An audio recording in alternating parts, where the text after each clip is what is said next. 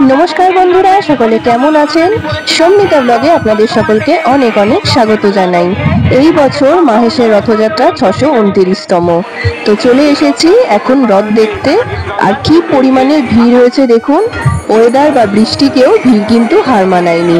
আর আমাদের মাহেশের রথযাত্রার আর একটা স্পেশালিটি হলো যে অনেক ধরনের রথও কিন্তু রাস্তায় এই সময় বেরোয়। তো দেখতে খুব ভালো লাগে।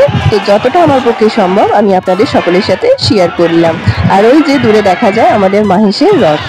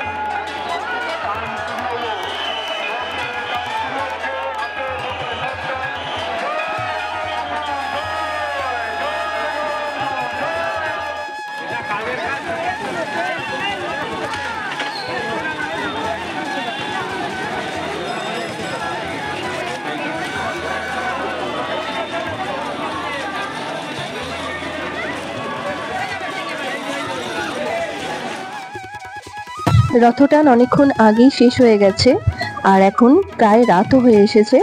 তো বলভদ্রদেব ও সুভদ্রা মাকে আগেই মাসির বাড়িতে নিয়ে যাওয়া হয়েছে।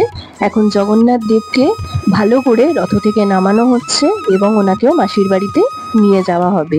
তো এই সুন্দর মুহূর্তটাও আপনাদের সকলের সাথে আমি শেয়ার করার চেষ্টা করলাম। আশা করছি আপনাদের এই ব্লগটি দেখতে সকলের ভালো লেগেছে। এই 8 দিন প্রভু এখন মাসির বাড়িতে থাকবে। আপনারা অবশ্যই এসে মাসির বাড়িতে প্রভু জগন্নাথকে দর্শন করে যাবেন। আজকের মতন এতটুকুই। সবাই খুব ভালো থাকবেন, সুস্থ থাকবেন। খুব তাড়াতাড়ি আবার আপনাদের সকলের সাথে নতুন কোনো একটি ব্লগে দেখা হচ্ছে।